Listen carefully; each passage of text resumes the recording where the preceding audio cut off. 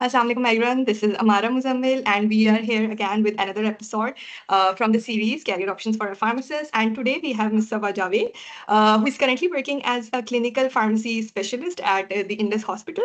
And she's going to talk about, the area and the field of clinical pharmacy and how a fresh graduate can, navigate this area. What are the basic things they should be knowing, what skills they will be needing in that.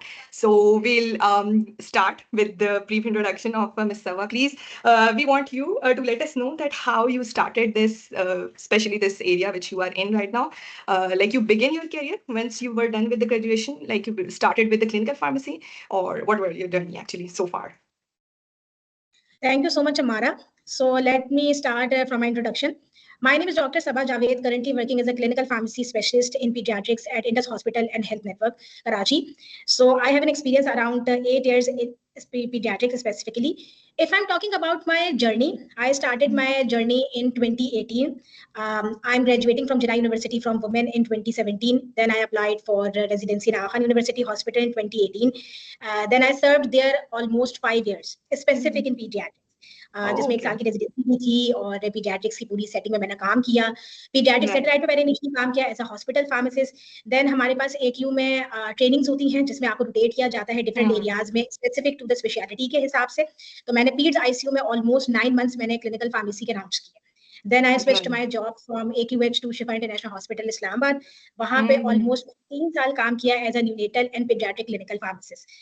तो वहाँ पे जितने भी जो clinical pharmacist हैं हम अपने rounds के साथ साथ हम drug and poison information centre में भी काम करते हैं तो इस तरह से होता है कि आपको फर्स्ट हाफ में जितने भी लोग होते हैं वो आपके पास राउंड्स पर होते हैं उनके बैकअप में दूसरे लोग मौजूद होते हैं और जब आप सेकंड हाफ में तो आप DPIC की कॉल्स को भी अटेंड करते हैं तो it's a kind of a dual thing आप क्लिनिकल फार्मेसी को भी कर रहे हैं और आप DPIC को भी कर रहे हैं क्योंकि DPIC में भी आपके पास एक स्पेशलाइज बंदे का होना लाजमी है जो कि ड्रग क्वालिटी के हिसाब से आपके पास इसमें जो भी इंफॉर्मेशन है वो प्रोवाइड कर सके तो उसमें मल्टीपल चीजें होती थी कि हम उसमें डोज बताते थे फ्रिक्वेंसी हो गई एडजस्टमेंट हो गई अवेलेबिलिटी हो गई अगर 2 दवाइयां हैं तो उसमें से बेटर कौन सी है पेशेंट के कंडीशन के हिसाब से आपने चीज बतानी होती थी अगर कोई चीज अवेलेबल नहीं है मार्केट में शॉर्ट हो गई है तो फिर आप एग्जैक्ट रेट की तरफ क्या जा सकते हैं कोई भी पेशेंट है आपके क्लिनिकल कंडीशन के हिसाब से वो पूछ लेते थे क्योंकि बहुत बड़ा हॉस्पिटल होता है हर जैसे जनरल वार्ड में कहीं के क्लिनिकल फार्मासिस्ट मौजूद भी नहीं होते तो उनके पास सबसे बेस्ट ऑप्शन होता था कि कॉल टू DPIC तो वो हमारे एक्सटेंशन पे कॉल करके हमसे वो सारी चीजें पूछते थे इसके साथ साथ जैसे कि आगा खान और शिफा दोनों ही जैसे ये हॉस्पिटल है तो हम KPIs के टास्क भी करते थे जिसमें डिफरेंट आपके पास एक्टिविटीज आ जाती थी रीनल हेपेटिक एडजस्टमेंट हो गई इन्फेक्शन कंट्रोल के हिसाब से एंटीबायोटिक स्टेबलशिप प्रोग्राम होता है उसके अकॉर्डिंगली हम डिफरेंट काम कर रहे होते हैं तो हर बंदे के पास डिफरेंट टास्क होता था अपने मेन राउंड्स के साथ साथ अब वहाँ पे डिफरेंट CMEs कंडक्ट करते थे कि आपके पास नर्सेज की हैं डॉक्टर्स की हैं जो भी इंटर्न्स हमारे पास आ रहे हैं तो उनकी ट्रेनिंग की जिम्मेदारी भी हमारे ऊपर होती थी साथ साथ शिफा में मैंने ASHP रेजिडेंसी की सेक्रेटरी रही ऑलमोस्ट अ ईयर तो जितने भी रेजिडेंट्स हमारे पास आते थे तो उनकी जितनी भी हमारे पास इसमें एक्टिविटीज होती थी जो उनके LDs और LOs होते थे उसको मैनेज कैसे करते मंथली आपने मीटिंग करानी है with all of the department जिसमें QC डिपार्टमेंट है इन पेशेंट है आउट पेशेंट है ऑन्कोलॉजी का है क्लिनिकल का सेटअप के हिसाब से जितने भी उनके LOs या LEs डिफाइंड है तो क्या क्या उसमें प्रोग्रेस हुई है अटेंडेंस वाइज वो किस तरह के क्योंकि उनकी भी KPIs के अकॉर्डिंग डिफरेंट चीजें डिफाइंड होती है तो वो सारी जिम्मेदारी जो थी वो मैं लेती थी इसके साथ साथ शिफा तामीर मिल्लत यूनिवर्सिटी में एज अ फैकल्टी मेंबर हम लोग थे जहाँ पे 4th और फाइनल ईयर के स्टूडेंट्स हमारे पास क्लिनिकल फार्मेसी रोटेशन पर आते हैं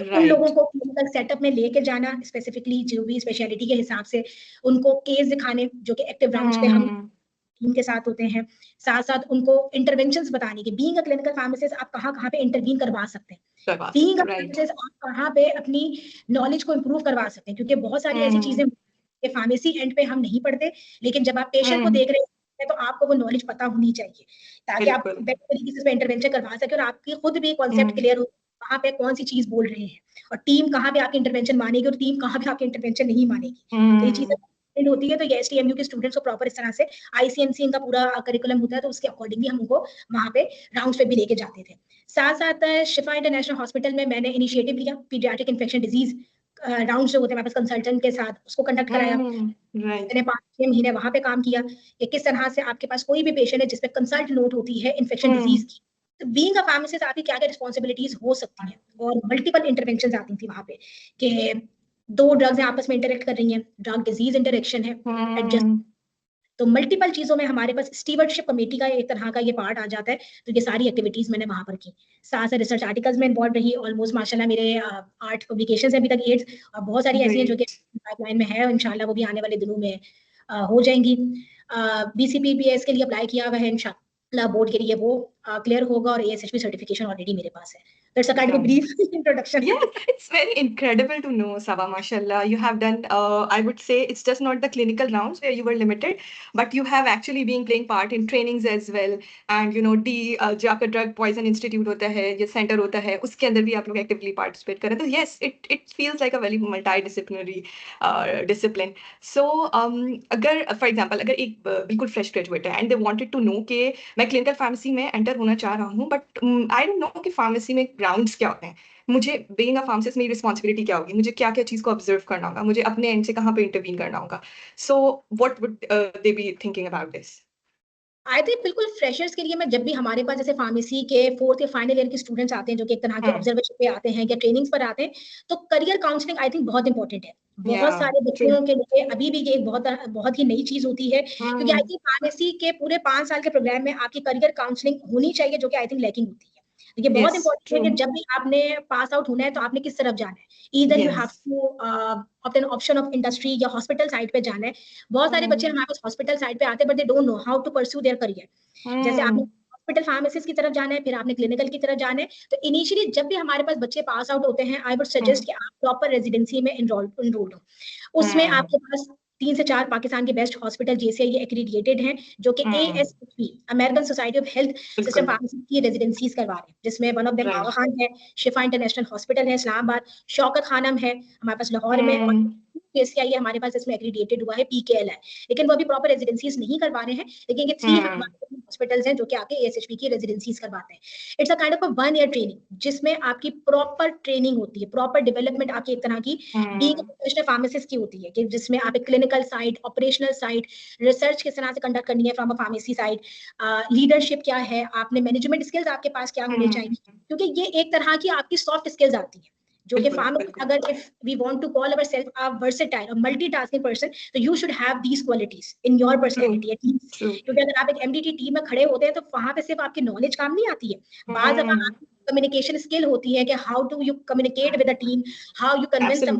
ये सारी चीजें आपकी बहुत इंपॉर्टेंट होती है। आई थिंक ये जो पूरे 1 साल की ट्रेनिंग है, जिनके हॉस्पिटल्स के मैंने नाम बताए, ये इस चीज पे बहुत एम्फसाइज करते हैं। फिर आप उसके बाद as a staff pharmacist confirm होते हैं, उसके बाद फिर आपके पास 2 से 3 साल के बाद आप फिर एज अ क्लिनिकल फार्मासिस्ट के लिए भी अप्लाई कर सकते हैं, क्योंकि रेजिडेंसी जब आपके पास आ जाती है तो 1 year residency is equivalent to 3 years experience. It's very important. तो ये चीज बताना बच्चों को बड़ा इंपॉर्टेंट है कि आप इस चीज पे फोकस करें कि आपको रेजिडेंसी मिल जाए। अगर मिल जाती है वेल एंड गुड, अगर नहीं मिलती है तो you should always have plan B, कि आप ट्रेनिंग, कुछ हॉस्पिटल्स हमारे पास 6 मंथ्स की ट्रेनिंग्स करवाते हैं। लियाकत नेशनल जैसे कराची में करवाता है, हमारे पास इंडस हॉस्पिटल 6 मंथ्स की प्रॉपर ट्रेनिंग करवा रहा होता है, और भी मल्टीपल हॉस्पिटल्स हैं जो कि ट्रेनिंग्स करवाते हैं। आप उसमें एनरोल्ड हों, आप वहां से चीजों को ऑब्जर्व करें, और कोशिश करें जहां जहां इंटर्नशिप आप कर रहे हैं या रेजिडेंसीज कर रहे हैं, चीजों को ऑब्जर्व करें और खुद से पढ़ें।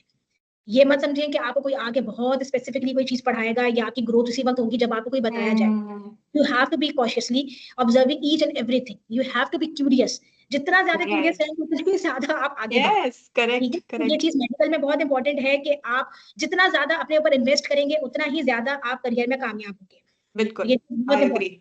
फिर उसके बाद क्लिनिकल फार्मेसी के बाद आपके पास फिर ऑप्शन आता है क्लिनिकल फार्मेसी स्पेशलिस्ट का, जो कि मेरे पास पोस्ट है। आई थिंक पाकिस्तान में 2 से 3 लोगों के पास है जो कि ये पोस्ट अभी तक है। अब इसके लिए भी स्पेसिफिकेशन है कि बीइंग अ क्लिनिकल फार्मासिस्ट या वर्सेस स्पेशलिस्ट, दोनों में क्या डिफरेंस है। बच्चों के लिए एक सवाल होता है, बिल्कुल heard about clinical pharmacist, what is clinical specialist. तो क्लिनिकल फार्मासिस्ट, उसमें डिफरेंस आपके पास आता है स्पेसिफिकली, एक तो नॉलेज के हिसाब से, दूसरा एडिशनल एक्रेडिटेशंस, जैसे सर्टिफिकेशन, स्पेशलाइजेशन स्पेसिफिक पीडियाट्रिक्स में हो गई, आपके नंबर ऑफ है, किस किस एरिया में आपने काम किया हुआ है, लीडरशिप क्वालिटी किस तरह की है, कम्युनिकेशन स्किल किस तरह का है। क्योंकि जब आप सर्टिफाइड होंगे या बोर्ड की स्पेशलाइजेशन जो भी आपके पास इसमें आएगी, उसमें मल्टीपल चीजें इन्वॉल्व होती हैं। जो भी आप डेली कॉम्प्लेक्स केसेस देख रहे होते हैं या ट्रीटमेंट मैनेजमेंट होती है, नो डाउट फार्मासिस्ट इन सारी चीजों पे काम करता है, but the person who is specialised in that area, उसके पास नॉलेज जरा ज्यादा अच्छी होगी, वो और चीजों और अच्छे से डील कर सकता है। तो this is a kind of important thing. Specialist हमारे पास जो होते हैं वो ओपीडी में इन्वॉल्वमेंट की बहुत ज्यादा होती है कि ओपीडी क्लिनिक्स हो रहे हैं, आपके पास क्लिनिकल फार्मासिस्ट स्पेशलिस्ट आपके पास मौजूद हैं, ओपीडी ईआर कहीं से भी आपके पास कॉल्स आ जाती है, तो it's a kind of a huge difference specialist में और आपके पास एक सिंपल क्लिनिकल फार्मासिस्ट में। थैंक यू सबा, ये बहुत अच्छी आपने एक्चुअल में ये डिस्क्रिप्शन जो दी है ना, इससे बहुत क्लियर हो रहा है कि एक बच्चा जब वो स्टार्ट कर रहा है अपना करियर, तो दे शुड बी नोइंग कि इसको स्टेप बाय स्टेप जाना कैसे है क्लिनिकल फार्मेसी स्पेशलिस्ट की तरफ। अच्छा, आपने जैसे बताया कि कॉल्स आ रही होती हैं आपको ईआर से भी, ओपीडी से भी, एंड आपको राउंड्स भी करने होते हैं। क्या एक्सपेक्टेशन होती है फार्मासिस्ट की वहाँ पे, उसकी रिस्पॉन्सिबिलिटी क्या होती है वहाँ पे उस कॉल पे जाके करने की, अगर आप वो बताएं थोड़ा सा। देखिए, अगर हमारे पास कोई भी कॉल रिसीव होती है, मैं हम्म हमेशा बच्चों को जब भी ट्रेन करती हूँ, मेरे पास जब भी ट्रेनिंग के लिए बच्चे आते हैं, तो मैं उनको ये बात पे बहुत एम्फसाइज करती हूँ कि सिर्फ जवाब दे देना काफी नहीं है। You have hmm more information, कि पता चले आपके पास एक सिंपल कॉल आ रही है। फॉर एग्जाम्पल, एक बिल्कुल ही मैं सिंपल एग्जाम्पल ले लेती हूँ, पैरासिटामोल की आप डोज बता दें। अब राइट। आप सिंपल एक डोज बता के आप सिर्फ कॉल को बंद नहीं करेंगे, या आपके पास दिमाग पे ये चीज सवार नहीं होनी चाहिए कि आपने स्पेसिफिक टाइम पीरियड पे ही काम करना है और इसी में आप हम्म दे देना है। पता नहीं मेरा परसेप्शन डॉक्टर के पास क्या जाए कि वो पूछे यार इसको कितना टाइम लग रहा है सर्च करने में। या आप इम्पोर्टेंट है कि आप सारी चीजों को इवेल्युएट करें, सिर्फ जवाब दे देना काफी नहीं है। अब हम्म पैरासिटामोल के पास ठीक है, आप उनसे 2 से 3 सवाल करें, आप किस में देना चाह रहे हैं, पोस्ट ऑप्टिमम चाह रहे हैं, बिकॉज डोजेज आर डिफरेंट। आप बिल्कुल। सिंपल आपके पास फीवर में तो नहीं देना चाह रहे, पहले हम्म कितनी दे रहे थे, आप डोज इंक्रीज करना चाह रहे हैं, लिवर एंजाइम्स बिल्कुल ठीक है, उसमें तो कोई डिरेंजमेंट नहीं है। हम्म अगर आप इतनी डोज पे जा चुके हैं ऑलरेडी, तो आप दूसरे पे स्विच करें, उसी पे कंटिन्यू नहीं करें। तो ये कुछ चीजें होती हैं जो कि आई थिंक स्पेशलाइज्ड पर्सन हो गया, या आपके पास वो बंदा जिसके पास नॉलेज अच्छी है, तो वो इन्हीं सारी चीजों को अच्छे से आंसर कर सकता है। साथ राइट। साथ आपने अप्रोप्रिएट और ऑथेंटिक रेफरेंसेस भी देखने, ये नहीं हम्म आपको विकिपीडिया से रेफरेंसेस मिल रहे हैं या या विकिपीडिया से मिल रहे हैं, क्योंकि ये थोड़ी सी मिथ होती है कि यार ये तो पेड बिल्कुल। सारे सर्चिंग इंजन हैं। जैसे अगर मैं किसी को बोलूँ आपने माइक्रोमेडिक्स से करना है, आपने अप टू डेट से करना है, तो लोगों का सवाल होता है यार ये तो अगर हॉस्पिटल की विसिनिटी में हम हैं तो हमें यहाँ तक तो एक्सेस मिल जाएगा, बाहर तो हमें नहीं मिल। हम्म फिर आप हमें ऑप्शंस बताएं, तो उसमें भी ऑल्टरनेट आपके पास ऑप्शंस होते हैं, लेकिन आपको सही से देखना आना चाहिए। कुछ हमारे पास राइट। टर्शरी केयर इन्फॉर्मेशन हमारे पास आती है, तो उसमें आपको चीजों को देखना, ऑब्जर्व करना आना चाहिए। लेकिन ये उसी वक्त पॉसिबल होता है जब आपको खुद शौक हो पढ़ने का, हम्म आपके पास इतनी अच्छी नॉलेज हो कि आप उस चीज को अडॉप्ट कर सके और उसी के हम्म हिसाब से आप उस क्वेरी का जवाब भी दे सके। That's so true. I think clinical pharmacy बहुत ज़्यादा इस बात पे ही डिपेंड कर रही होती है कि आपने अपनी नॉलेज के ऊपर कितना काम किया है, राइट? सो यू जी have to stay very up to date भी रहें अपनी नॉलेज के, अपनी एरिया ऑफ नॉलेज के साथ, प्लस आप हमेशा उससे कनेक्टेड रहें। मतलब you don't, I feel like कि आपको रेफरेंसेज अगर देने भी पड़ रहे हैं या आपको कोई ऐसा क्वेश्चन आया है, तो you take your time and go back to the protocol or whatever you are using for that or specific authentic book. And मुझे ऐसा फील होता है कि बहुत सालों के एक्सपीरियंस के बाद भी आप बहुत जगह पे आपको जाके वापस दोबारा से उस रेफरेंस को यूज करना पड़ता है, and that's totally fine. Don't feel like oh my God अब मुझे वो पता नहीं है या मुझे याद नहीं आ रहा उसका। That's totally fine to consult a book actually. So that's so true. Sir, अब जैसे आप माशाल्लाह after 8 years of experience you are working as a clinical pharmacy specialist at one of the leading hospitals in Pakistan. So what are your daily tasks if we want to know what a specialist does? What are their day-to-day responsibilities, or what are their day-to-day tasks which they are responsible for, and which is then enhancing their experiences and knowledge? Okay, अगर मैं daily अपने task की बात करूं, तो अगर being a clinical pharmacy specialist, तो मेरे लिए इंपॉर्टेंट होता है कि अगर किसी भी पेशेंट की प्रोफाइल अगर मुझे रिव्यू करनी है, फॉर एग्जांपल मुझे Mm-hmm. एक प्रिपेयर करना है एक एमडीटी टीम के साथ, तो हमारे पास जो भी हमारे पास वार्ड के पेशेंट्स हैं या एचडीयूज के हैं, पीड्स आईसीयू के पेशेंट हैं, सबसे इंपॉर्टेंट जो मैं बिल्कुल इनिशियल स्टार्ट करती हूँ वो होती है हमारे पास मेडिकेशन की सेफ्टी चेक करना। Mm-hmm. स्टार्ट करते हैं हम डेमोग्राफिक Right. से, तो पेशेंट की सही। एज क्या है, वेट क्या है, हाइट क्या है, Hmm. पेशेंट की स्पेसिफिक डिजीज क्या है। तो ये चीज Right. बहुत इंपॉर्टेंट होती है, क्योंकि यहीं से आपकी जो भी मेडिकेशन सेफ्टी आप चेक करो या वेरिफिकेशन उसकी करे, वो वहीं से Hmm. जाती है।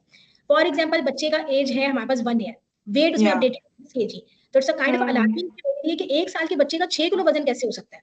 वहीं से मेरा बिल्कुल। दिमाग होगा कि यार यहाँ पे वेट में एज में थोड़ा सा डिफरेंस है।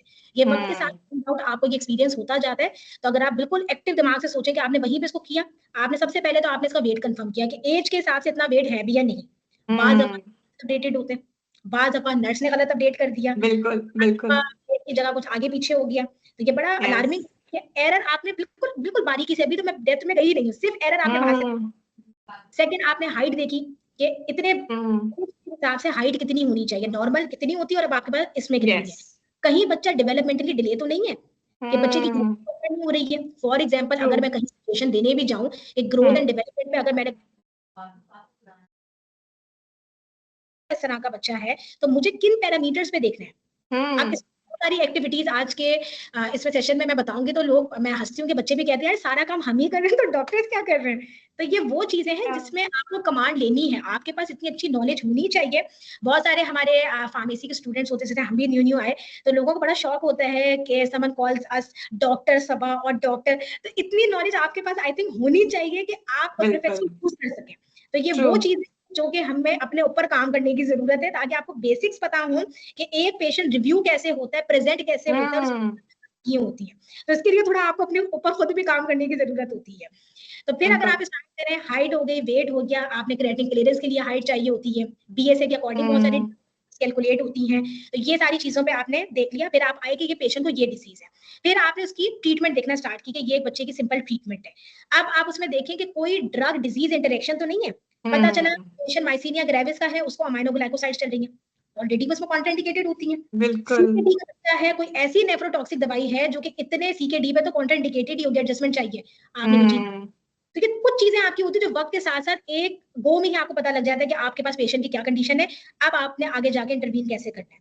फिर आप इसके आगे बढ़े कि आपके पास स्टैंडर्ड ट्रीटमेंट ये होती है। पता चला स्टैंडर्ड ट्रीटमेंट में कोई एक आपके पास ड्रग एब्सेंट है ही नहीं, सजेस्ट थेरेप्यूटिक मॉडिफिकेशन करवाई, थेरेप्यूटिक रिकमेंडेशन करवाई, ये आपकी टाइप्स ऑफ इंटरवेंशंस में आती है बीइंग अ क्लिनिकल फार्मासिस्ट। फिर आपने उसमें देखा लैब वैल्यूज को सारा देखा। Being a clinical pharmacist it's very important कि आपको क्लिनिकल लैब वैल्यूज इंटरप्रिटेट करनी आनी चाहिए। अब ये नहीं कि सिर्फ आप कहा कि भाई मुझे नहीं पता, भाई जो भी है बस मेरे पास ड्रग चल रही है मैंने देख लिया, पता वार्ड में राउंड पे कह रहे हैं भाई सारी चीजें ठीक है, वो कह रहे हैं हमने तो इसकी एडजस्टमेंट करा दी, तो आप कह रहे हैं क्यों, तो वो कह रहे हैं तुमने क्रिएटिनिन नहीं देखा। तो it's a kind of very insulting, important, very important तरफ से आप कंप्लीट रिव्यू ही नहीं करके जा रहे कि जरा सी भी लैगिंग हुई, क्योंकि नो डाउट डॉक्टर्स 24/7 वार्ड में होते हैं। रात को कोई इवेंट हो गया आपको पता ही नहीं है, आप तो सुबह जाके आप ये भी 24/7 तो पाकिस्तान में अवेलेबल नहीं है ना। अब हमारे पास इंडस में हम फ्लोर पे मौजूद होते हैं, नो डाउट हम जरा सी देर में वार्ड में जा रहे हैं, कोई भी चीज हुई वो हमसे आके डिस्कस कर रहे हैं, लेकिन बेड साइड पे अभी भी हम लोग नहीं होते। आप सिंपल बोलो तो ये थोड़ी सी लैकिंग होती है, तो इसमें बहुत सारी चीजें लैकिंग हो सकती हैं। साथ साथ में आप इंटरेक्शन देख रहे हैं, आपस में इंटरेक्शन तो नहीं है, कोई एडजस्टमेंट आपके पास आ गई, जैसे मैंने पहले बताया। कंपैटिबिलिटीज का बहुत इश्यू होता है क्योंकि बच्चे छोटे होते हैं, मल्टीपल लाइंस भी ये लोग नहीं कितनी दफा कर रहे होते हैं क्योंकि लीन इतने ज्यादा मतलब मास नहीं होता, तो सेम लाइन से इन्होंने 2 से 3 ड्रग्स चलानी है, तो उसकी कंपैटिबिलिटी देखनी। क्यों? क्योंकि आपस में अगर होएगी नहीं तो ड्रग एब्जॉर्ब ही नहीं होगी, अपना इफेक्ट ही नहीं प्रोड्यूस करेगी। बहुत छोटे छोटे बच्चे हैं तो मैक्सिमम डाइल्यूशन कितने में करनी है, कितने में करवा सकते हैं आप। तो ये चीज बहुत ही बेसिक सी है। कुछ ऐसी दवाइयां होती हैं जिनके ड्रग थेरेप्यूटिक लेवल मॉनिटरिंग करवाते हैं, टीडीएम जिसे हम कह रहे होते हैं, वेंकोमाइसिन हो गया, मोस्ट कॉमनली हमारे पास इस्तेमाल होती है, अमाइनोग्लाइकोसाइड्स हो गए, बहुत सारी दवाइयां हो गई। फिर इसके साथ साथ हमारे पास इंडस हॉस्पिटल में ये हमारे पास बहुत अच्छी प्रैक्टिस है कि हम यहाँ पे डिस्चार्ज समरीज को भी रिव्यू करते हैं at the time of the मुझे पता होता वार्ड में कि ये बच्चा डिस्चार्ज हो, तो मैं जाके उसकी, मुझे तो करंट मेडिकेशन से पता है कि उसको क्या चल रही थी, चार्ज पे आपने क्या क्या चीजों को इंटरवीन करना है। सारे बच्चे हैं आपके पास हॉस्पिटल में आए, बहुत सिक लुकिंग थे, क्रिटिकल थे, उस टाइम पे ऑटोमेटिक पेशेंट को ट्रीट किया गया, जो भी अंडरलाइन कॉज था उन्होंने उसको ट्रीट किया। फॉर एग्जांपल आपके पास उस टाइम पे एचबी बहुत ज्यादा कम नहीं था कि इसको ट्रांसफ्यूजन की जरूरत हो, बिल्कुल बॉर्डर लाइन पे उन्होंने दूसरी चीजों पे काम किया, उन्होंने उस टाइम पे एचबी को इतना ज्यादा नहीं देखा। अब मेंटेनेंस पे मैंने जिस टाइम पे देखा तो मैंने कहा इसको मेंटेनेंस पे कुछ एटलीस्ट मिलना चाहिए, जब भी बच्चा हो गया है, डायरिया इंटेक अच्छा है, उसको कोई आयरन मिलना चाहिए, कोई ऐसी एंटीबायोटिक्स पे डिस्चार्ज हो रहा है जिसका प्रोलॉन्ग अगर वो चलती है 6 से 8 हफ्ते तक, जैसे क्रॉनिक कुछ डिजीजेस होती हैं हमारे पास पीड्स में, एंटीबायोटिक्स चलती हैं, कुछ ऐसी ड्रग्स चलती हैं आपके पास चलती हैं, लैब मॉनिटरिंग बड़ी इंपॉर्टेंट होती है। ऑल्दो आप कहेंगे यार हम तो डॉक्टर का ये मिसेस कहाँ से इसमें इन्वॉल्व हो सकता है, तो फार्मेसी से इन्वॉल्व होता है कि आप इसमें एलएफटीज करवाएं, नहीं इसका जब भी फॉलो अप होता है इसका क्रिएटिनिन करवाएं, देखेंगे इतने ये मिलेगा तो इस पे ये स्टेरॉइड भी, फॉर एग्जांपल आपके पास ट्यूबरक्लोसिस मेनिंजाइटिस का पेशेंट है जिसपे प्रोलॉन्ग स्टेरॉइड चलते हैं, 6 से 8 हफ्ते तक आपके पास चलते हैं। अब बिल्कुल मिनिमम डोज है, लेकिन स्टेरॉइड का क्या है कि अगर 4 हफ्ते से ज्यादा स्टेरॉइड्स चलते हैं तो वो विटामिन डी की डेफिशिएंसी कॉज कराने लग जाता है, ऑस्टियोपोरोसिस होने लग जाता है, आपके पास पीपीआईज पे बहुत सारे लोग होते हैं, तो वो समझ में नहीं आता, लेकिन ये सारी चीजें जो होती हैं वो एट द एंड किसी भी डिजीज की तरफ लेके जाती हैं। तो बीइंग अ फार्मासिस्ट आपको मॉनिटरिंग पैरामीटर इतने अच्छे से पता होने चाहिए। अब ये मैनेजमेंट है आपकी क्रॉनिक प्रोलॉन्ग पेशेंट्स के लिए, तो ये एक तरह की अलग स्पेशलिटी फार्मासिस्ट की आती है कि वो चीजें बताएं। फॉर एग्जाम्पल के पास पेशेंट डिस्चार्ज हो रहा है हॉस्पिटल में, उसको इंट्रावीनस एंटीबायोटिक्स मिल रही थी, जिस टाइम पे डिस्चार्ज हो रहा है डॉक्टर कह रहा है कि मैं इसे ओरल पे स्विच कर दूंगा। कुछ ड्रग्स की IV to oral bioavailability बहुत अच्छी होती है कि आप उसे 100% स्विच कर सकते हैं, या कुछ आपके पास 85 से भी अबव होती है तो आप आसानी से आईवी टू ओरल स्विच कर सकते हैं। कुछ चीजें ऐसी होती हैं जिसपे अगर आप स्विच करें तो ओरल की बायो अवेलेबिलिटी अच्छी नहीं होती। तो क्या होगा, जितने दिन भी आपने आईवी हॉस्पिटल में दी है, अब ओरल पे स्विच करेगा तो क्या होगा, इफेक्ट नहीं आएगा। क्यों? क्योंकि दवाई ने वो बायो अवेलेबिलिटी को अचीव ही नहीं किया। तो ऐसी कंडीशन में आपके पास पार्शली अनट्रीटेड पेशेंट आते हैं। फॉर एग्जाम्पल, मैं एग्जाम्पल बताऊंगी, फॉस्फोमाइसिन है, किसी बच्चे को हॉस्पिटल में मिल रहा है, डिस्चार्ज पे डॉक्टर कह रहे हैं हाँ कोई नहीं ओरल दे देता हूँ। अब ओरल की फॉस्फोमाइसिन की बायो अवेलेबिलिटी 37% होती है। तो वो नाम नहीं, जब मैंने ही वो इंटरवीन करके उनको बताया तो उनकी आंखें खुल गई, यार हमने तो कितने पेशेंट्स को दिया इस तरह से। तो ये बिल्कुल नहीं है जो कि आप काइनेटिक हॉस्पिटल साइड पे बहुत दफा हम भी छोड़ देते हैं, लेकिन ये वो चीजें हैं जो कि अगर आप पेशेंट के को रिलेशन में देखें तो ये चीजें बहुत खौफनाक होती हैं। और ये हम खुद अपनी आंखों से पेशेंट पे ऑब्जर्व होते हुए देखते हैं, कहते हैं हाँ यार ये काइनेटिकली देखें तो इस बच्चे पे ये इफेक्ट आ रहा है। तो ये बिल्कुल छोटी छोटी बारीकी मैं आपको बता रही हूँ जो कि हम डेली उसमें ऑब्जर्व करते हैं। साथ साथ हम एडीआर मॉनिटरिंग करते हैं, क्योंकि बच्चे छोटे होते हैं तो ये बता भी नहीं सकते अनटिल अनलेस कोई फिजिकली आपके पास इसमें रैशेस डेवलप हो जाए, कोई एब्डोमिनल डिस्टेंशन हो गया, तो ये तो अंडरस्टूड है कि आपको पता लग जाएगा। कुछ इस तरह की कंडीशंस होती है, जैसे पेट में बहुत छोटे बच्चे 6 साल से छोटे, वो आपको बताएंगे भी नहीं कि पेट में दर्द हो रहा है, मुझे यहाँ पे दर्द हो रहा है। इस तरह की कम्युनिकेशन गैप आता है छोटे बच्चों में, तो उसमें एडीआर मॉनिटरिंग बड़ी इंपॉर्टेंट होती है कि मल्टीपल आपके ड्रग्स चल रही हैं। तो बीइंग अ फार्मासिस्ट आपको पता होना चाहिए कि 24-48 घंटे हो चुके हैं, कोई ऐसे नया रिएक्शन पेशेंट को आ रहा है, किसी ड्रग इंड्यूस तो नहीं है, पता चला डॉक्टर उसको करने लगा है कि भाई ये तो ट्रीट करने है, ट्रीटेबल है, और आप जब देख रहे हैं तो वो तो एडीआर आ रहा है उस ड्रग का, कि पहले ठीक था लेकिन अब आपके पास एनएफटीज खराब होने लग गए। तो हो सकता है पहले ठीक थे ना, तो ये ड्रग इंड्यूस भी हो सकता है। साथ साथ हो सकता है कि कोमॉर्बिडिटीज में आपके पास पेशेंट की अपनी भी कोई ऐसी कंडीशन है। फिर इसके अलावा हमारे पास ट्रेनिंग आती है बड़ी इंपॉर्टेंट। फॉर एग्जाम्पल कोई मेडिकेशन हो जाता है तो नर्सेज हो गई, हमारे अपने डॉक्टर्स हो गए, हमारे फार्मासिस्ट हो गए, तो इनकी ट्रेनिंग कराना बड़ा इंपॉर्टेंट है कि उनको पता चले कि आप जो काम कर रहे हैं वो कहाँ पे इंप्लीमेंट हो रहा है, कोई एरर हो रहा है तो कहाँ पे लूप होल्स हैं, इधर in pharmacy side doctors and कोई आपके पास रिएक्शन हुआ है, for example drug related intravenous, कहीं वो फार्मेसी में डाइल्यूशन गलत ही बनकर आ गई। फॉर एग्जाम्पल वो कहीं आपके पास नर्स ने तो एडमिनिस्ट्रेशन टाइम गलत नहीं कर दिया और सारी उम्र टाइटल लगा दिया वेमकोमाइसिन सेंसिटिविटी पेशेंट को हो गई या रिएक्शन हो गया। तो उसमें फिर आपको इवैल्यूएट करना बड़ा इंपॉर्टेंट होता है कि आपके पास क्या क्या लैकिंग्स हो सकती हैं, कहाँ पे लूप होल्स हो सकते हैं कि आप वहां पे काम कर सकते हैं। तो ये एक मेडिकल प्रोफाइल रिव्यू करने का तरीका है जिसमें मल्टीपल चीजें एक एक इंटरवेंशन बताइए। तो इन सारी चीजों को हम डेली अपने बेस पे काम कर रहे होते हैं।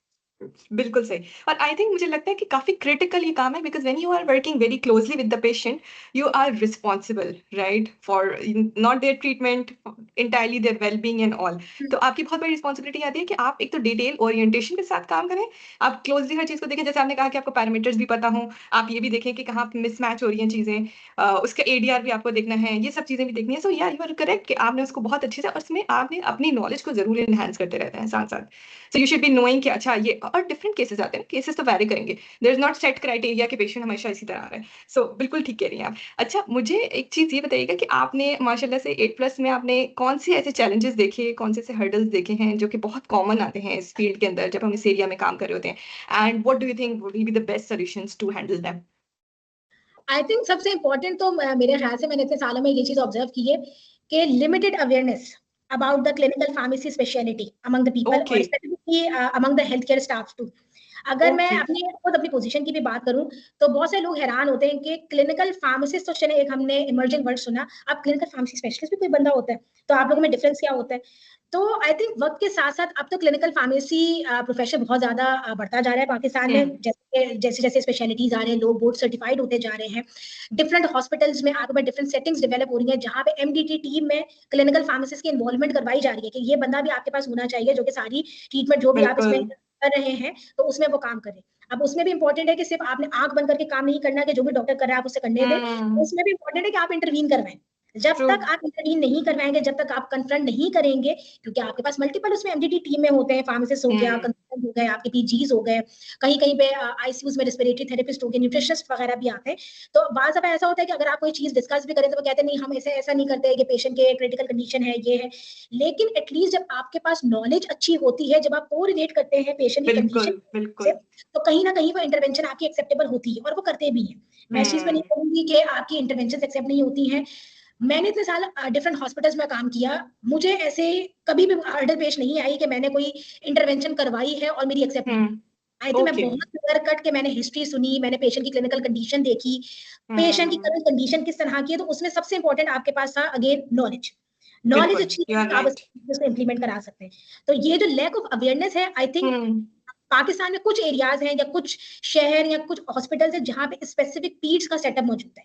बहुत सारी हम्म, जगहों पे पीड्स का सेटअप भी मौजूद नहीं है। जब वो बिल्कुल। सेटअप भी मौजूद नहीं है तो वहां पे जाहिर सी बात है उस सेटअप के अकॉर्डिंग एक बंदा भी आपके पास स्पेशलाइज नहीं होगा। दूसरा आपके पास फार्मेसी हम्म सर्विसेज भी वहां पे नहीं होगी। तो ये चीज बड़ी इंपॉर्टेंट होती है। और नेक्स्ट इंपॉर्टेंट, मैं भी ये चीज ऑब्जर्व करती हूँ काफी सालों से कि पीड्स की तरफ बहुत कम लोगों का रुझान है। I think okay. खौफ की वजह से कि पीड्स पॉपुलेशन जो है वो बहुत हाई रिस्क है और वहां पे एरर्स के चांसेस बहुत ज्यादा हो जाते हैं और हम्म रेफरेंसेस बड़े मुश्किलों से मिलते हैं। रेफरेंसेस ढूंढे तो आपको रेफरेंसेस नहीं मिलते। तो ये थोड़ी सी एक तरह की लैकिंग है हमारे पास कि पाकिस्तान में रिसर्चेस स्पेसिफिकली पीड्स के लिहाज से भी बहुत कम होती हैं। अगर हम्म मैं कोई आरसीटी के लिए अप्रूवल ले भी लूं आईआरबी का अपने हॉस्पिटल से या यूनिवर्सिटीज में, लोग आगे से कंसेंट नहीं देते। उनको खौफ हम्म, होता है हमारे बच्चे बिल्कुल। पे ठीक करेंगे, पता नहीं पानी लगा दें, बच्चा ठीक भी हो जाएगा या नहीं। तो ट्रू। ये बहुत ही कंट्रोल कंडीशन में आपके आरसीटीज या जो भी हमारे पास इसमें रिसर्चेज होती हैं। और तीसरी चीज हमारे पास होती है कि हॉस्पिटल्स में एक्सटेम्पोरेनियस प्रिपरेशन के एरियाज अवेलेबल नहीं है। अगर कोई हमें दवाई देनी पड़ गई हम्म सिरप फॉर्म में, सस्पेंशन में, जैसे एक में तो हम प्रॉपर कैप्सूल तक बनाते हैं, छोटी सी हमारे पास एक मशीन होती है, तो आपके पास वहां पे कोई सर्विसेज ही मौजूद नहीं है। अब हम्म, में मौजूद भी बिल्कुल। है कोई ऐसी अनयूजुअल सी दवाई है। हर दवाई का तो मैं नहीं कहूंगी कि रेफरेंसेस आपके प्रिपरेशन के मौजूद होते हैं, लेकिन अगर किसी के रेफरेंसेस हैं भी तो वहां पे कॉस्ट आपकी बहुत ज्यादा बढ़ जाती है एट द एंड, के पेशेंट बेचारे नहीं हम्म, नहीं बर्दाश्त कर सकते तो बहुत महंगी है। या वो क्या करेंगे कि उसको तोड़ के पिला देंगे आपके ओके। बच्चे डाइल्यूट कर दें, ये कर दें, तो उसमें मेडिकेशन एरर का बहुत रिस्क होता है। तो पीडियाट्रिक्स में इतना ज्यादा मेडिकेशन एरर है। अगर आप आईएसएमपी की गाइडलाइंस उठा के देखें जो कि इंटरनेशनल सेफ्टी हम्म, फार्मेसी की देती है, तो उसमें सबसे ज्यादा जो एरर आते हैं अडल्ट से ज्यादा पीडियाट्रिक्स में आते हैं। क्यों? ट्रू, क्योंकि आपके बिल्कुल। यही है कि आपके पॉपुलेशन, यस। पास फार्मासिस्ट बेचारा ट्रेन नहीं है हमारे पास। आप देखिए अडल्ट के हम्म कितने कोर्सेज आते हैं, मल्टीपल आपको ऑनलाइन रेफरेंसेस भी मिल जाएंगे आसानी से, लेकिन पीड्स की ट्रेनिंग आई थिंक बहुत कम होती है हॉस्पिटल साइड। हम्म और रेफरेंसेस का वही अगेन इशू होता है, आपको मिल ही नहीं रहे या मिल भी रहे हैं तो फिर आपको उसको कंक्लूड करना नहीं आ रहा। अगर आप फॉर एग्जांपल किसी बच्चे ओके। रिसर्च के अकॉर्डिंग, अगर मैं बहुत सी चीजें मैं रिसर्च के अकॉर्डिंग करवाती भी हूँ, तो इट्स वेरी इंपॉर्टेंट कि आपको रिसर्च की क्वालिटी देखनी आनी चाहिए। कितने हम्म पेशेंट्स पर हुई है, टाइप ऑफ द स्टडी क्या थी, आउटकम क्या था, कितने दिन तक इस्तेमाल हुई थी, पेशेंट की क्लिनिकल कंडीशन किस तरह की थी। अगर केस स्टडी या सीरीज हम देख भी रहे हैं, ट्रू। रिट्रोस्पेक्टिव है, उस पर फर्दर काम करने की जरूरत है, तो आपने किस तरीके से स्टार्ट करना है। जब बिल्कुल आप ये बिल्कुल। बताते हैं राउंड पे, तो ये बड़ी इंपॉर्टेंट होती है कि फिर आप इनकी मॉनिटरी पैरामीटर भी बताएंगे, इसको आपने इस तरह से हम्म तो ये चीजें आपकी बहुत ज्यादा इंपॉर्टेंट होती हैं। इसके अलावा last but not the least, हमारे पास काउंसलिंग एरियाज नहीं होते। ट्रू, अव्वल तो यस। क्वालिटी ही मौजूद पीड्स की नहीं है। अगर इसके हम्म एरियाज हो जहाँ पे आप उनको बताएं कि आपने संभाल किस तरह से करना है। जैसे बहुत सारे बच्चे बहुत छोटे होते हैं तो उनके अटेंडेंट को जाहिर सी हम्म, काउंसिल करना होता है। आपने बताना होता है, बिल्कुल। अटेंडेंट ही अगर गलत तरीके से दे रहे हैं तो वो तो आपकी पूरी थेरेपी खराब हो जाती है। तो एडहेरेंस हम्म इसका बड़ा इशू होता है। बाज़ दफा हमारे पास यहाँ पे डिस्चार्ज पेशेंट होते हैं हॉस्पिटल में, तो मैं उनको जाके बताती हूँ कि भाई आपने इस तरह से इस्तेमाल करना है। नर्स को अगर मैं नहीं जा रही तो नर्स को हम बोलेंगे हम्म सही से बताओ कि आपने ये इनहेलर इस्तेमाल कैसे करना है, पूरी आपने सील बनानी है, कंप्लीट उसको करना है, इसके बीच में कोई रिएक्शन हो रहा है तो आपने क्या करना है। क्योंकि अगर आप प्रॉपर एडमिनिस्टर्ड ही नहीं करेंगे तो आपके पास ड्रग थेरेपी जो है वो यूजलेस है। आप पूरी भी काउंट ट्रू, कर लें, मिल गई, फिर बच्चे रिलैप्स हो बिल्कुल। गया, तो ये बहुत मेन आपके पास इसमें कॉज होता है ट्रीटमेंट फेलियर्स का भी एक तरह से। तो ये हमारे पास सही। मेन हर्डल्स हैं, मेन कुछ जो एरियाज हैं देख जिन पे चुकी बिल्कुल आप सही कह रहे हैं कि इन पे काम हो सकता है, specially with the counselling part and all. Dosing मुझे ये बताइएगा। ज्यादा कॉमन हमारे पास आते हैं कि डोज कैलकुलेट ही नहीं की, बच्चा छोटा था, अडल्ट डोज ओके। आपने उसको ओके। एडजस्ट करने की जरूरत थी, आपने बताना था, डॉक्टर ने स्ट्रेंथ लिखी है सीरप की कुछ और, आपने दे दिया कि नहीं मेरे पास यही दवाई है, इसमें बस ये है कि स्ट्रेंथ में फर्क है, तो आप ऐसा करें, आपने वही बता दिया कि उस स्ट्रेंथ और इसमें फर्क तो है, लेकिन आपने डोज तो कैलकुलेट ही नहीं की। वो हम्म स्ट्रेंथ वाले का ज्यादा डोज देता गया। तो ऐसे जब फॉलो पे हमारे पास पेशेंट आते हैं यहाँ पे ओपीडी में, तो उस वक्त वो वेरीफाई या रेक्टिफाई होते हैं कि अच्छा तो इसको तो ये एरर हो गया। ये बिल्कुल। तो ये बहुत ट्रू। इंपॉर्टेंट चीज है। ट्रू। बहुत अच्छा, एक वेल एक्सप्लेन किया आपने इन सबको, और मुझे लगता है कि अब तक ना बच्चों को काफी हद तक इस बात का आइडिया होगा कि क्लिनिकल फार्मेसी की डायनामिक्स क्या होती हैं, इसकी वर्क नेचर क्या है। तो आपने जैसे स्टार्ट में ही बता दिया था कि यू वुड सजेस्ट कि आप अपनी रेजिडेंसी से स्टार्ट करें, फिर आप मूव करें, फिर क्लिनिकल फार्मेसी में जाएं, आप एएसएचपी की रेजिडेंसी हो रही है, आप बोर्ड सर्टिफिकेशन लें। डू यू थिंक कि एक बच्चा जो एक फार्मेसी की डिग्री करके निकल रहा है, इसके अलावा वो कोई और किसी सर्टिफिकेशन, इसके अलावा कुछ और भी उसको करना चाहिए, कोई कोर्सेज स्पेसिफिकली इसको करने चाहिए, या उसको क्लिनिकल फार्मेसी के अंदर ही कोई मास्टर्स की डिग्री, हमारे पास पाकिस्तान में ऐसी कोई फैसिलिटी हो जो उसको और इन्हांस कर दे उसके स्किल सेट को, तो इस तरह की चीजें हैं, और they can start with the residency and internships. कर सकते हैं, बिल्कुल कर सकते हैं कि ये तो रेजिडेंसी एक इस तरह की प्रॉपर ट्रेनिंग है जो कि आपकी हॉस्पिटल प्रैक्टिसेस की तरफ है। अगर आप बिल्कुल। एडिशनली देखें तो अगर आप फॉर एग्जांपल इंटर्नशिप्स कर रहे हैं, हमारे पास बहुत सारे online free of cost courses भी मौजूद हैं। जैसे आपके पास बिल्कुल। डीसी के हो गए, एएसएचपी के ओके। हो गए, बहुत इस तरह से मल्टीपल हमारे पास आते हैं। तो आप उससे जाके हम्म। फ्री ऑफ कॉस्ट आप कोर्सेज भी कर सकते हैं। सिर्फ कोर्सेज करके आपने एक सर्टिफिकेट हासिल नहीं करना, ठीक है, आपने उसको पढ़ना है अच्छे से कि अगर वो बिल्कुल। नॉलेज बता रहे हैं तो वो किस तरह से आपने उसको हम्म। कोई भी लैकिंग अगर आपको लगती है तो आपने उस चीज को देखना है। सेकेंडली, आप जहां तक बात कर रही हैं हमारा कि हमारे पास मास्टर्स वगैरह डिग्री के लिए, ये बहुत हम्म। important कि अगर आप साथ में सर्टिफिकेशंस कर रहे हैं, आपके पास स्पेशलाइजेशन है, ये आपके पास जो मास्टर्स डिग्रीज हो गई या एमफिल हो गए, क्लिनिकल फार्मेसी प्रैक्टिस में हो गया, एमफिल स्टूटिक्स में हो गया, कॉग्निटिव हम्म। फार्माकोलॉजी वगैरह में हो गया, इसका भी बहुत ज्यादा इंपॉर्टेंट रोल है क्योंकि ये भी एक तरह का आपको एकेडमिकली भी इंप्रूव करेगा और वो सारी हम्म। आपकी बेस को स्ट्रॉन्ग करती हैं, तो वो इसके लिए बहुत ज्यादा इंपॉर्टेंट होगा। तो अगर आप रेजिडेंसी के साथ जैसे ही आप की कंप्लीट होती है, क्योंकि साथ में तो आप रेजिडेंसी की ऑब्वियस सी बात है कि आप नहीं एकेडमिया की तरफ भी जा सकते, तो ये बहुत चीज इंपॉर्टेंट है कि जैसे ही अगर आप रेजिडेंसी कर लेते हैं और आप हम्म। apply करते हैं तो इसका भी आपके पास प्रोफेशनली ग्रोथ और डेवलपमेंट में इंपॉर्टेंट रोल होता है। इसके अलावा आप राइट। डिफरेंट यूनिवर्सिटी में या अपने हॉस्पिटल में जहाँ पे भी आप रिसर्च पे काम करें, मैं इस चीज को बहुत फोकस हम्म। पीडियाट्रिक्स में हो या अडल्ट में हो, रिसर्च में काम करें। जितना ज्यादा रिसर्च में, क्योंकि फार्मेसी के कुछ एरियाज में तो वहाँ पे रिसर्च होती है, लेकिन कुछ बहुत ही नेग्लिजिबल एरियाज होते हैं जहाँ पे रिसर्चेस होती ही नहीं है। तो ऐसे हम्म। उठाएं और इस पर रिसर्च पे काम करें ताकि आपके फार्मेसी एंड पे भी ये चीज इंप्रूव हो गया। हमारे पास इस तरह की रिसर्चेस मौजूद हैं जहाँ पे फॉर एग्जांपल आपकी ऐसी अनयूजुअल सी प्रैक्टिसेस होती हैं कहीं कहीं पे, हमारे कंसल्टेंट्स बिल्कुल। होती हैं कि नहीं हम यही यूज कर रहे हैं, हमने ऐसा ही, हम्म। हमने ये चीज ऑब्जर्व की। हर दफा मैं नहीं कहूंगी कि आपकी कुछ प्रैक्टिसेस गलत भी होती हैं, बाज दफा पेशेंट कंडीशन के हिसाब से कुछ चीजें हम छोड़ भी देते हैं कि हाँ यार हो हम्म। सकता है प्रैक्टिस में इतने सालों की हो रहा है, लेकिन अगर आप उस फॉर एग्जांपल आपको प्रैक्टिस सही नहीं लग रही है और आप जो चाह रहे हैं इंटरनेशनल गाइडलाइंस आपके पास अपडेट हो चुकी है, आप कंपैरिजन कर सकते हैं, आप ड्रग हम्म। रिव्यूज उस पर कर सकते हैं, आप कंपैरिजन प्रॉपर कर सकते हैं, क्लास कंपैरिजन कर सकते हैं ड्रग की, तो उसके अकॉर्डिंग भी अगर आप काम करें तो ये सारी चीजें भी आपकी एक तरह की प्रोफेशनल ग्रोथ एंड डेवलपमेंट में बहुत इंपॉर्टेंट होती है। True true and I will totally agree with this. आपने जो बात की ना रिसर्च वाली, मुझे लगता है रिसर्च का एक बहुत बड़ा जो ऑब्जेक्टिव होता है कि न्यू नॉलेज को क्रिएट किया जाए।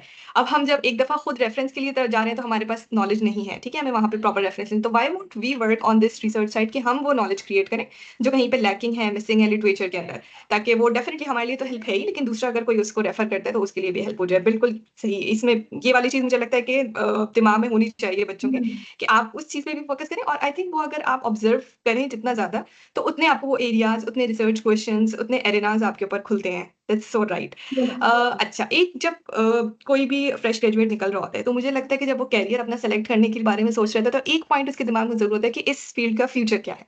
हम्म। तो उस पे आपको क्या लगता है कि क्लिनिकल फार्मेसी का फ्यूचर पाकिस्तान में अभी कहाँ पे है, और आगे आप क्या देखती हैं कि ये फर्दर डेवलप होगा, एडवांस होगा?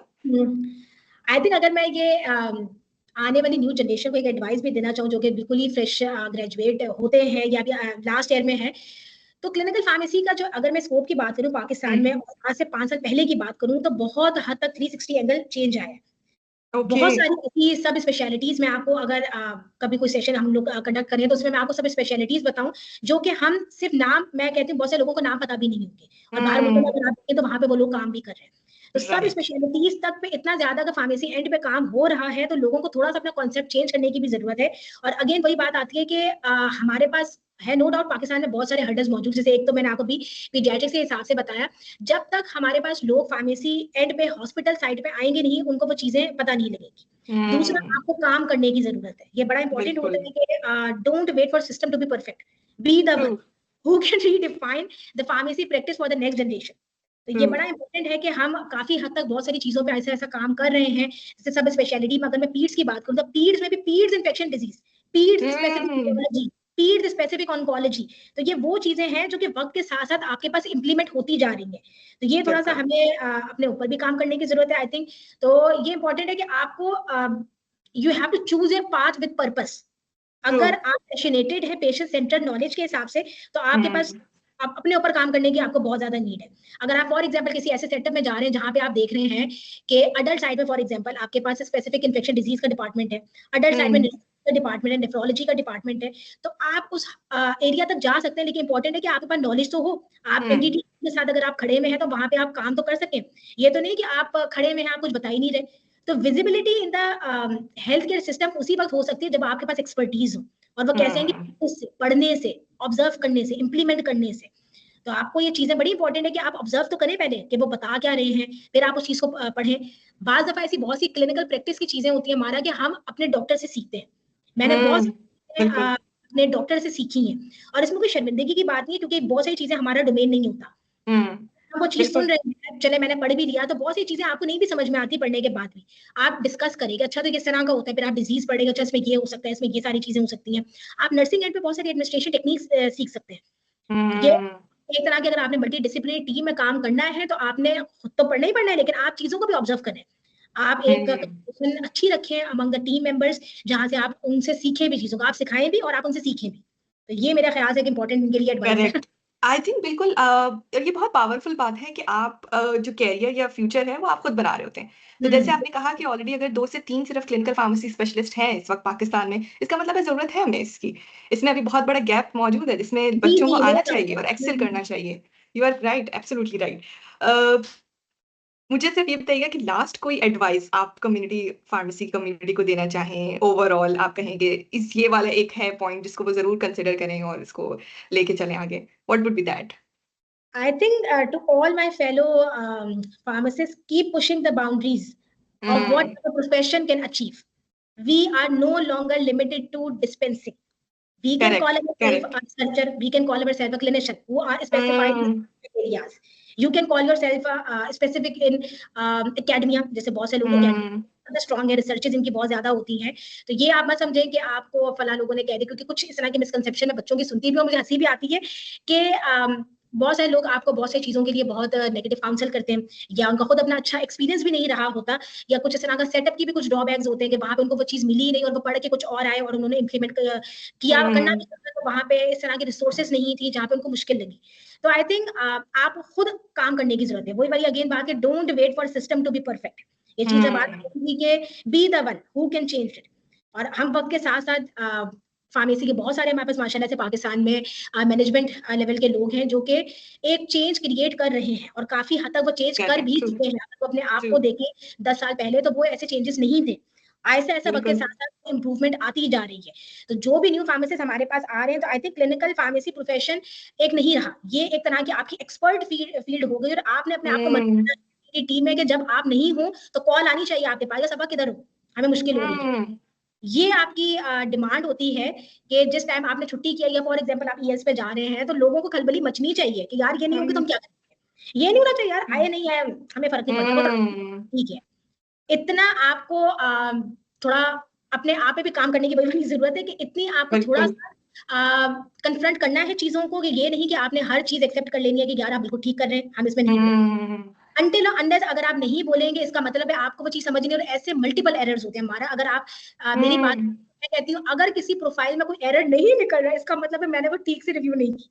तो वो हम कभी बिल्कुल। कभी एमबीबीएस डॉक्टर्स मुझे कहते हैं यार तुम्हारी गलती निकालने के लिए आती हो, हम जब भी जब हाँ, सब बोली नहीं। मैंने कहा हाँ वो प्रोफाइल मैंने रिव्यू नहीं की थी, बाद में की हो तो उसमें ये एरर आ रहा है। तो आई थिंक राइट। ये इंपॉर्टेंट चीज है कि आपने चीजों को पॉइंट आउट करना है। आपने Mm, ठीक बता, और एक हेल्दी डिस्कशन होनी चाहिए। मैं ये किसी को भी नहीं बोलूंगी कि बिल्कुल। आपने बिल्कुल एक कॉन्फ्लिक्टिंग अंदाज में, कि नहीं वो अलग पेज पे काम कर रहे हैं, फार्मेसी अलग पेज पे काम कर रहे हैं। Mm, अगर कभी कभार हमारे इस तरह के कॉन्फ्लिक्ट्स आते भी हैं, तो मुझे रीजन पता होता है कि नहीं यार पेशेंट की कंडीशन ये थी, हमने डिस्कस किया, बीच में पेशेंट का ये इवेंट आ गया, ये पेशेंट की क्लिनिकल डिटोरिएट हो गया क्लिनिकली, तो फिर हमने इस चीज को छोड़ के हम आगे बढ़ गए। आपने सब ने एक टीम पर होना चाहिए। ये नहीं mm, कि आपकी गैप है, कम्युनिकेशन गैप है कंसल्टेंट के साथ, आप किसी तीसरे बिल्कुल, बंदे की बात पहुंचा रहे हैं। तो आप अपना बिल्कुल। कम्युनिकेशन गैप अच्छा रखें। नहीं कोई चीज समझ में आपको आ रही है, आप टाइम ले लें, वही वाली बात, आप टाइम ले लें, कोई इशू नहीं है। कुछ Mm, चीजें ऐसे राउंड पे होती हैं तो वो पूछते हैं, स्टिल मैं इतने साल का एक्सपीरियंस करने के बावजूद भी इस तरह के कोई क्रिटिकल पेशेंट्स आते हैं पीड्स के, जिसमें कोमॉर्बिडिटीज होती हैं, डेंगू भी है, मलेरिया भी है, सस्पेक्टेड टीबी भी लग रहा है, कुछ इस तरह का भी है। अब मैं देख रही हूँ अच्छा जिगर भी उड़ा हुआ है, इसके गुर्दे भी उड़े हुए हैं, मैं क्या करूँ, फिर मैं आराम से बैठ के mm, अच्छा, पहले प्रायोरिटाइज हमें ये चीज करनी है। इनको बोलते हैं कि कुछ बिल्कुल। घंटों के बाद आप ये चीज भी मॉनिटर करा दो, थेरेपी भी खराब Mm, नहीं, ऐसा ऐसा आपने सारी चीजें करनी है। तो आपको अपने ऊपर काम करने की बहुत जरूरत है। और लास्ट सेशन को हम खत्म करेंगे इस बात पे कि हॉस्पिटल साइट पे बहुत सारे लोग, जैसे स्पेसिफिक अगर पीड्स की बात करूं, तो डरे मत, आप जितना काम करें mm, ऑफ निकलेगा। किसी की बात पे यकीन ना करें। जब मैं पीड्स में इतने साल काम कर सकती हूँ, तो हो कि ऐसी कोई खौफ वाली बात नहीं है, होते हैं एरर्स, लेकिन उसके लिए भी ये कि आपको जरा हाजिर दिमाग रहना होता है। जब आप पैशनेटेड होते हैं, जब आप किसी चीज से मोहब्बत करते mm, हैं, हमारे कंसल्टेंट थे जिन्हें मैं कहा कि फार्मेसी बहुत अच्छा काम करती है, सब कुछ करती है, लेकिन फार्मासिस्ट पेशेंट को ओन नहीं करते। और ये चीज भी मेरे लिए थी कि यार ये चीज बिल्कुल सही है कि मैं आज करके जाऊंगी, मैं कहूंगी नहीं बस मेरा काम खत्म, मैं कुछ भी बाकी का नहीं बताऊंगी। मेरे पास रात के 11:15 बजे भी कॉल अगर आ रही होती ना तो मैं बता दे रही, क्यों? क्योंकि पेशेंट आपके पास खराब हो रहा है। एट द एंड हम सब यहाँ पे पेशेंट केयर के लिए काम कर रहे हैं। ये चीज बिल्कुल की दुख की थी मेरे लिए कि यार उन्हें बिल्कुल सही बोला है कि फार्मेसी जो है वो ओन नहीं करती। तो पेशेंट को ओन करना सीखें। जब आप पेशेंट को ओन करेंगे तो एमडीटी टीम है या जो भी आपकी हेल्थ केयर सिस्टम की टीम है वो ओन करेगी कि नहीं यार ये हमारी टीम का मेन पार्ट है। ये नहीं होगा तो एक गाड़ी के जैसे पहिए होते तो एक पहिया हमारा जैसे है ही नहीं, आपके पास इसमें व्हील, आपके पास इसमें पंचर हो गया। ये चीज बड़ी बिल्कुल आपने अपने ऊपर काम करना है, अपने आप को मनवाना है और एक टीम का हिस्सा आपको बनना चाहिए। और वो बनेगा उसी वक्त जब आप अपना इनपुट देंगे। इनपुट नहीं देंगे बिल्कुल बिल्कुल आप सही। नहीं है टीम में। वो खुद से काम कर बिल्कुल लेंगे, बस सालों से करते हुए भी आए हैं। या ट्रू ट्रू ट्रू। और आई थिंक ये बहुत प्रोफाउंड बात है कि फार्मासिस्ट ना वाकई ऐसा कर रहे होते हैं कि हम ओन नहीं कर रहे होते पेशेंट को, तो बेशक पेशेंट बेशक केयर की जो ओवरऑल एक पिक्चर है ना, तभी शायद हम कहीं ना कहीं मिसिंग भी हैं उस पिक्चर में से। बेशक। तो हमें बिल्कुल बिल्कुल मैं इस बात से एग्री करती हूँ कि हमें अपने रास्ते को खुद बनाना है, अपनी इस फील्ड को भी खुद डेवलप करना है। और अगर मैं इसको कंक्लूड करूँ तो सबा इज जस्ट राइट कि इस तरह के बच्चे जो ये एप्टीट्यूड रखते हैं कि उनको क्लिनिकल साइड पे जाना है, उनको पेशेंट के साथ क्लोजली काम करना है, जिनको इन ड्रग मॉनिटरिंग के अंदर, ड्रग डोजेज के अंदर, एडमिनिस्ट्रेशन के अंदर बहुत ज्यादा इंटरेस्ट रहता है, this the right field for them. अगर मैं हॉस्पिटल की साइड से, जैसे मैंने इनिशियल करियर के हिसाब से बताया, बहुत सारे बच्चे हमारे पास आते हैं कि हमें क्लिनिकल फार्मेसिस्ट बनना है। जब मैं भी हम्म इनिशियली गई रेजिडेंसी पे तो मुझसे किसी ने पूछा तो मैंने हॉस्पिटल फार्मेसी को स्किप कर दिया, मैं डायरेक्ट जंप मार के आ गई क्लिनिकल फार्मेसी की पोस्ट पे। तो ये राइट एक स्टेप्स है, ठीक है। Okay nothing to be feel ashamed अगर आप एक एज अ हॉस्पिटल या सैटेलाइट फार्मेसिस्ट काम कर रहे हैं। आई थिंक थोड़ा सा बच्चों का कॉन्सेप्ट भी इस तरह का होता है।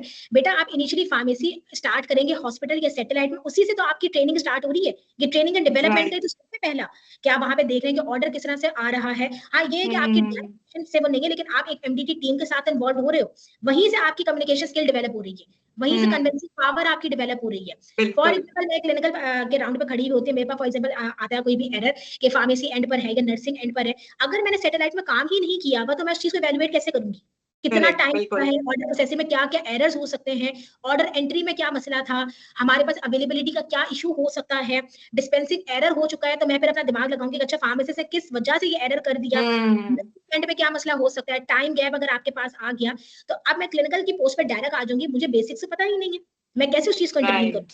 राइट तो राइट ये आपका स्टेप है, आप यहाँ से स्टार्ट करें और चीजों को हम्म focus करें। दूसरी इंपॉर्टेंट चीज आपके पास है कि जब भी आप हॉस्पिटल फार्मेसी कहीं भी किसी भी हॉस्पिटल में काम कर रहे हैं, अपना एरिया ऑफ इंटरेस्ट देखें कहाँ पर जाना है और उस बिल्कुल एरिया ऑफ इंटरेस्ट के हिसाब से अपना हॉस्पिटल का डोमेन सिलेक्ट करें। जैसे मैंने पीड्स की तरफ जाना था, एक्यू की रेजिडेंसी की, एक्यू में पीड्स फार्मेसी में स्पेसिफिकली मैंने काम किया। तो वहां पे दिन रात शाम हम पीड्स ऑर्डर ही देख रहे होते थे कि आपके पास हर ऑर्डर जो आ रहे हैं वो पीड्स हम्म रिलेटेड। इससे क्या होगी, आपकी नॉलेज एनहांस होती जाएगी, बिल्कुल आप चीजों को एक्सपोजर बढ़ पढ़ें, रहा है एक पेशेंट को बिल्कुल पढ़िए, आप पढ़ें, को रिलेट करें, हम्म अच्छा इसको ट्रीटमेंट ये मिलनी चाहिए थी लेकिन मिल ये रही थी, क्यों मिल रही थी भाई ऐसा? बिल्कुल हो बिल्कुल सकता है उन्होंने तो फर्स्ट ट्रीटमेंट स्टार्ट ही नहीं की, उन्होंने डायरेक्ट उन्होंने जब मार दी। आप ड्रग्स अगर हम्म फार्मेसी में पढ़ रहे हैं, अगर क्लिनिकल पॉइंट ऑफ व्यू से आप कह रहे हैं जैसे बच्चे इंटरेस्टेड होते हैं, तो अपनी इन्फॉर्मेशन इसी तरीके से आप इंक्रीज करें। ड्रग आपके पास बिल्कुल कोई दवाई नहीं है, फॉर एग्जाम्पल एक बच्चे को सेफ्ट्राक्सोन जा रही है, एजीई का बच्चा है, हम्म gastroenteritis का, आप सेफ्ट्राक्सोन पढ़ लें कि एजीई में ड्रग डोजेज जो होती है वो नॉर्मल डोजेज जाती है कि कम या ज्यादा जाती है। हम्म आपके पास यही लड़ने का आपके पास क्लिनिकल साइड से आ गई। फिर आपके पास इसी तरह से 3 से 4 साल के बाद अगर आपके पास हॉस्पिटल ट्रेनिंग है 6 मंथ्स वाली, तो वो फिर आपके पास ऑलमोस्ट क्लिनिकल फार्मासिस्ट तक पहुंचने के लिए ऑलमोस्ट आपको 3 से 5 साल रिक्वायर्ड होते हैं। अगर आप ओके रेजिडेंसी ओके कर रही हैं, क्योंकि मैंने पहले भी बताया कि 1 साल जो है वो आपको इक्विवेलेंट है to the 3 years of experience या ट्रेनिंग के हिसाब से। हम्म वहां पे अगर वो 2 साल भी बच्चे लगाते हैं तो क्या होगा, 3 साल वो, 2 साल वो, तो वो टोटल आपके 5 साल हो गए। तो उसके बाद बिल्कुल आप क्लिनिकल फार्मेसी की पोस्ट पे अप्लाई कर सकते हैं। फिर क्लिनिकल राइट फार्मेसिस्ट की पोस्ट पे रह के आपके पास 3 से 5 साल का एक्सपीरियंस होता है तो फिर आप स्पेशलिस्ट की पोस्ट पे आते हैं। फिर आपके हम्म देखिए अगर लिंक्डइन पे जैसे बच्चे बहुत एक्टिव होते हैं, आप लिंक्डइन पे, मैं खुद बहुत एक्टिव होती हूँ क्योंकि it's a very good website, बहुत अच्छी आपके पास साइट है जहाँ पे आप प्रोफेशनल से कनेक्ट होते हैं, वहाँ पे बिल्कुल कंसल्टेंट यूज होते हैं, बिल्कुल क्लिनिकल कंसल्टेंट। तो स्पेशलिस्ट और कंसल्टेंट में भी फिर थोड़ा बहुत आपके पास इसमें डिफरेंस आ जाता है। वहां पे राइट तो वो प्रॉपर आपके पास इसमें ऑर्डर्स आपके पास इसमें प्रिस्क्राइब कर रहे होते हैं। बाहर मुल्कों में बहुत सारी हम्म मेडिकेशन है जिसमें लिस्ट दी हुई है, वो खुद इंडिपेंडेंटली उसको प्रिस्क्राइब कर रहे होते हैं। तो ये बिल्कुल बिल्कुल की दी हुई है, तो आपने स्टेप बाय स्टेप चलना है। नो डाउट आपने क्लिनिकल फार्मेसी तक जाना है, अब आप देखें कि आप पहुंच कैसे सकते हैं। पहुंचने के लिए हम्म आपको नॉलेज चाहिए, इंप्रूवमेंट के तरीके ढूंढें। आपने कहाँ-कहाँ पे अच्छा होना चाहिए। आप अचानक से बोर्ड में खड़े हुए, अचानक से कोई क्वेरी आ गई, तो आपने कैसे उसको करना है, क्या-क्या पैरामीटर आपने दिमाग में रखने हैं, पेशेंट रिलेटेड। अगर कोई वो गलत चीज़ भी करे, तो आपने कन्विंस कैसे करना है। कन्विंस भी जब करेंगे ना, जब आपके पास नॉलेज होगी। आपका एब्सोल्युटली, नॉलेज है नहीं, आप एब्सोल्युटली, कन्विंस करे जा बिल्कुल। रहे हैं, बोल रहे हैं, हम नहीं हो रहे, हम नहीं चेंज करेंगे। बिल्कुल, बिल्कुल, बिल्कुल सही कह रही हैं and thank you so much Saba, it was very interesting conversation और बहुत अच्छी डिस्कशन रही। आई थिंक बहुत हेल्प मिली होगी इससे जो सुनने वाले हैं क्योंकि आपने बहुत डिटेल में एक तो ये समझा दिया हमें कि क्लिनिकल फार्मेसी में उनको क्या एक्सपेक्टेशन रखनी चाहिए और उनको अपने ऊपर किस तरह काम करना है। ताकि हम ये आई थिंक हम लोग भी उसी रास्ते पे हैं, बस हमें थोड़ी-सी डेडिकेशन, थोड़ा हार्ड वर्क और थोड़े और लोगों की इस फील्ड में ज़रूरत है। कि हम जो है ना वो इसमें कंटीन्यूअस बेसिस पे इसमें हुँ। काम करते रहें। सबा मैं आपसे रिक्वेस्ट करूँगी कि अगर कोई स्टूडेंट ग्रेजुएट्स आपसे कनेक्ट होना चाह रहे हैं, तो हुँ। आपका लिंक्डइन हम शेयर कर दिया करें इसमें। वुड यू बी हाँ, हाँ, fine with sure, it? Sure, okay, तो हम यहाँ पे ही आपका लिंक हम इसके साथ ही शेयर कर देंगे एंड थैंक यू अगेन। आपने टाइम निकाला, आपने बहुत बहुत ज़्यादा हमें एक फ़ील हो जाता है ना कि आपको वेल्थ ऑफ नॉलेज एक एक्सपीरियंस्ड इंसान से आ रही होती है। तो आई होप जिन्होंने सुना है उनके लिए बहुत हेल्प रही होगी और बहुत अच्छा लगा आपसे बात करके, कनेक्ट होके। Thank you so much Saba. Thank thank you so you. Much. Thank you.